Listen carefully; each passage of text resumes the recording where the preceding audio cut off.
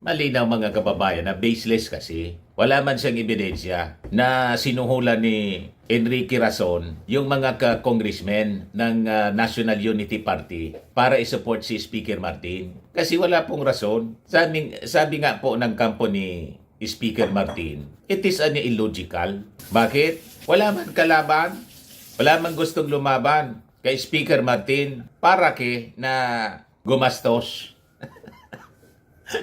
Di ba? At ang gastos mga kababayan mula pa kay billionaire Enrique Razon. Bakit naman gagawin yun ni Enrique Razon?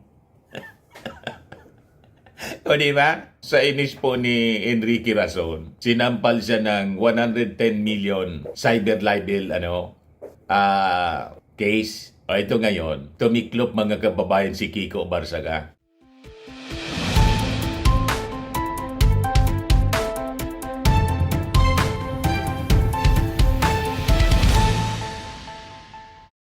Hello po mga kababayan, si Dante Maravillas. Kain po tayo. Ano niya, Mr. Maravillas, yung pagkain mo ngayon? Yan po yung pagkain namin ngayon, oh. Healthy food. Fresh lumpia, tapos mang inasal chicken. Pero hindi man ito galing sa mang inasal.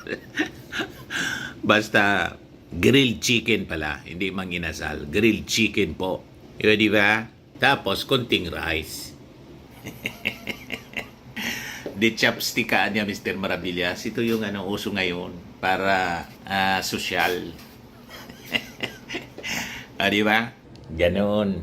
Marunong din naman po ako mag-chopstick, oh. Di ba? Sarap. Tapos ito, kanin.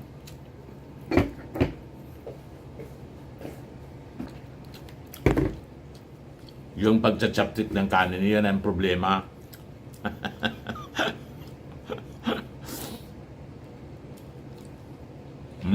Pwede naman. Lawiton, tawag sa amin. Lawit. Hindi sanay. Pero pwede naman.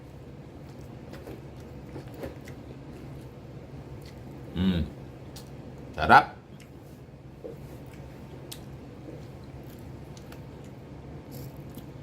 So pag-usapan natin yung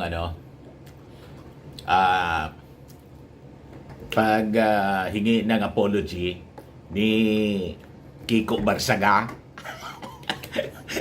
Humingi po ng apology kay ultra-billionaire Enrique Razon. Yan kasi ang yabang-yabang eh. Yun pala mga kababayan, na-advisean siguro ng abogado. Wala tayo wala tayong kalaban-laban niya kay ultra-billionaire Enrique Razon. Sinampal siya ng cyber libel, 110 million. Siguradong talo, mga kababayan, itong si Kiko Barsaga. Yung salin niya, 5.5 million yata yon. Kung 5.5 million, pati sa abogado, wala siyang ibabayad.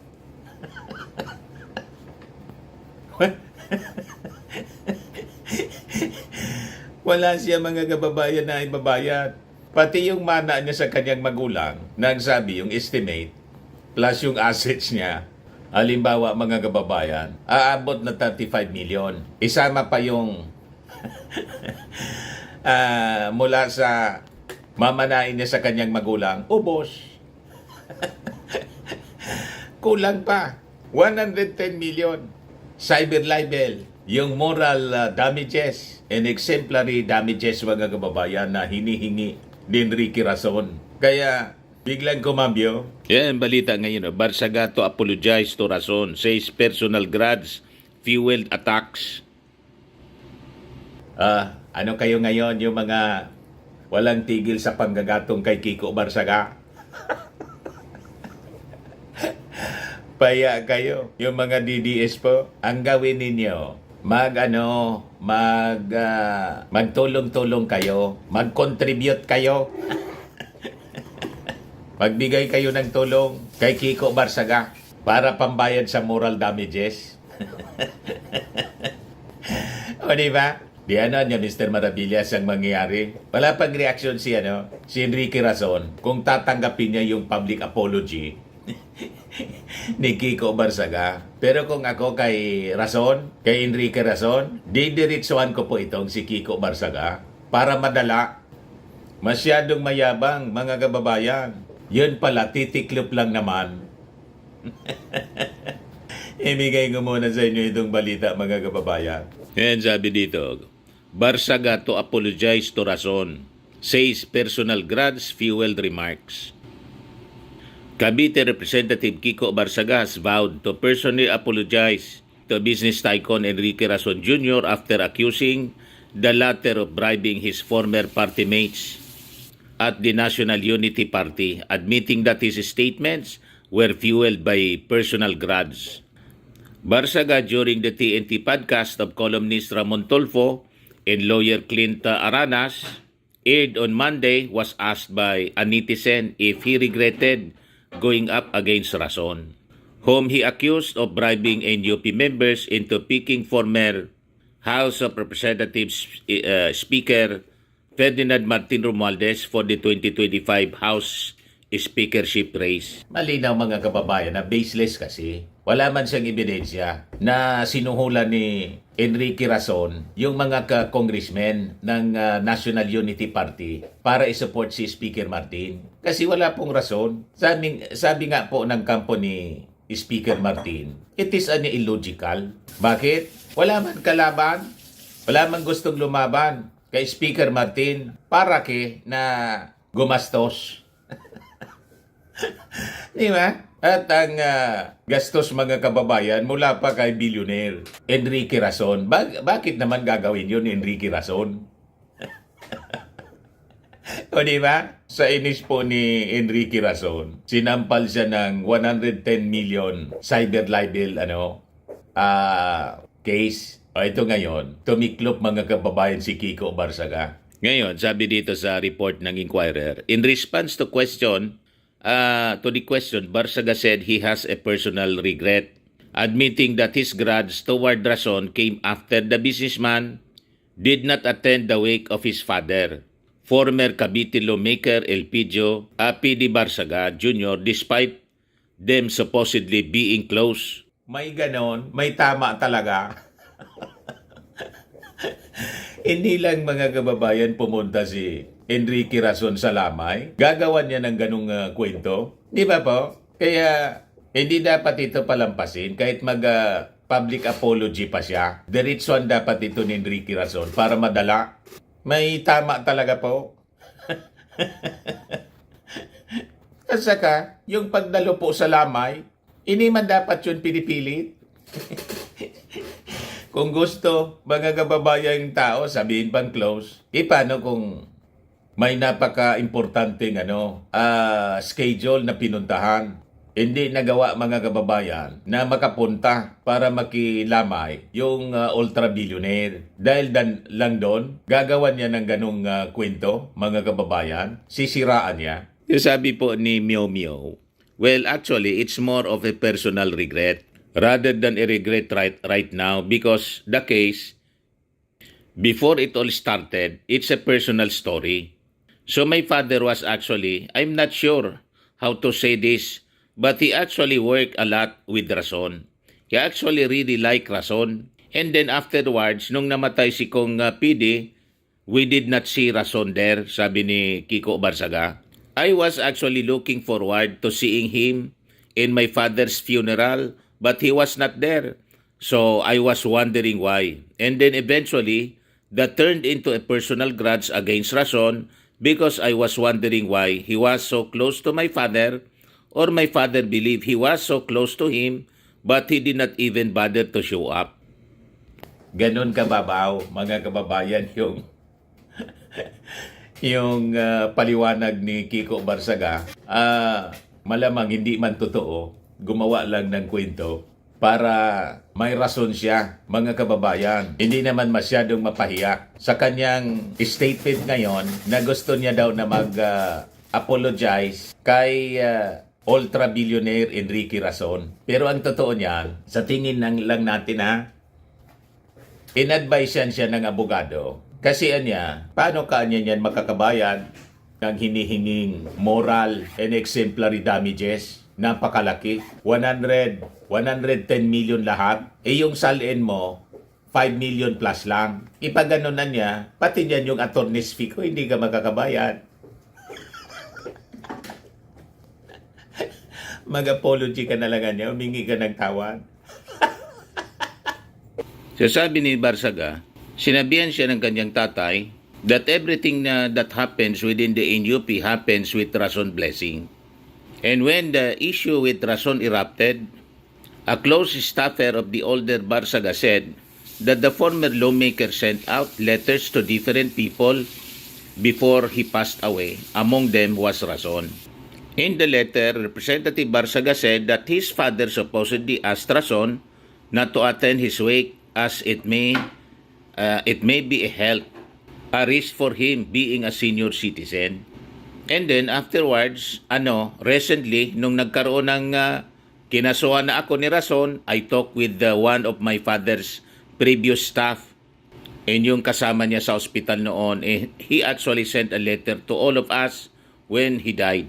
Me and my brother also, I believe, and to former Speaker Martin Romualdez, regarding what he plans for me and everything, his plans for the Dasma district that he would be living in case of his death.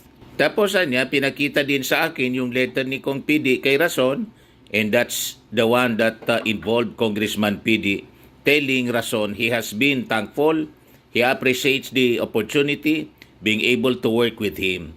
And he also told Rason not to go to his funeral because it's a health risk, because he is also a senior citizen and he might get COVID or something. Ano naman yung relasyon nun, mga kababayan, bakit inakusa niya ng bribery si Rason para lang mga kababayan manalo sa pagka-speaker si Martin Romualdez? Di ba malayo ang kwento? Irrelevant.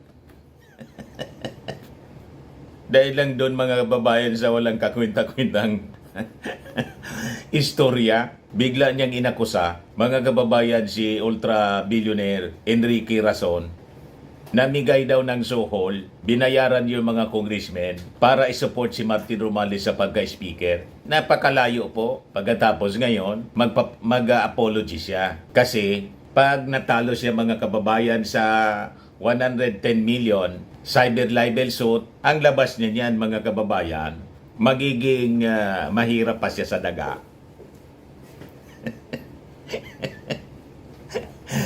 Yan ang rason mga kababayan. Paano niya mababayaran yung moral damages na 110 million, ang salin niya 5.5 million lang. O di ba? Magiging mahirap pa siya sa daga. Kaya yun siguro, inadvisean ng ganyang abogado. Patian niya ako, damay niya. Ano ibabayad mo sa akin? Yung attorney's fee mo sa akin? Siguradoan niya, pati yung mga kasama mo sa Congress, lahat ayaw na sa'yo kasi lahat inaaway mo. Ang latest ngayon po, yung 60-day suspension, extended yata. Gusto pang extend mga kababayan. At before siya dapat makabalik as member ng Congress, yun kung makabalik pa siya kasi expulsion na yung pinopost mga kababayan ng mga kasama niya sa Congress. Dapat niya, expel na yan. Yung una, sabi ni House Majority Leader, Deputy Speaker pala, Ronaldo Pono, dapat niya magsailalim muna sa psychiatric examination. Ngayon, expulsion na po yung expulsion na yung pinag-usapan po. Ayan o, in UPI's Barsaga's expulsion from Congress, sabi ni Puno. Tapos yung suspension niya may still be extended daw. So yun ang inabot niya, mga kababayan. So tama lang ito. And I just do hope mga kababayan na kahit na may statement na ganito itong si Kiko Barsaga, tuloy dapat ang kaso para po madala hindi pa marisan ng kung sino pa sa member ng Congress. At sa tingin natin, dapat talaga ma-expel na to ng tuluyan. Kasi pamimirwisyo po ang ginagawa sa Congress. Walang pagkakaiba nung siya nasa eskwelahan pa niya. O diba, hindi ito nakagraduate mga kababayan kasi nanakit ng kaklase. Na-expel. Ngayon, kung ano-anong pinagagawa mga kababayan sa Kongreso, pati si ultra-billionaire Enrique Razon, pinirwisyo, kinasuhan siya ngayon ng cyber libel. O di ba? Tapos ngayon, mag-apology daw siya, mga kababayan. Kaya sabi ng mga netizens, it's too late to make apologies for Razon. Mag-meow-meow ka na lang muna, sabi ni Usberets. Sabi ni Aldrin Sibilieha, bigyan ng aral yan, ituloy ang kaso. Dapat masampulan para hindi pamarisan. Sabi ni Lia Sim, apology accepted but lawsuit continued. Mr. Razon, continue Mr. Razon. Sabi ni Lia Sim, deserve. Yan ang mapala ng mayabang at tapang-tapangan mo. At the very end nga, in short, useless and brainless. Sabi ni Rirabal, his apology will just be lip service. Please continue the lawsuit, Mr. Razon. Sabi ni Samor Eli, yabang tapos nag-apologize. Sabi ni Diamant Yvette, I was expecting Barsaga to ask Razon to apologize to him and increase the amount in the lawsuit. Sabi niya noon, handa niyang harapin mga kababayan sa korte si Mr. Razon. Pagkatapos ngayon, biglang titiklop, mag-apology. Di ba po? Kaya tama itong mga reactions ng mga netizens. Pwede man, kaya lang dapat ituloy mga kababayan ang kaso para hindi na pamarisan at madala itong walang ginawang congressman kundi mag-meow-meow at manira sa administrasyon. At pati yung kanyang mga kasamang congressmen, sinisiraan niya. Okay pa? Ayan lang mga kababayan yung ating short video ngayon. Ako po si Dante Maravillas. Bye-bye. God bless.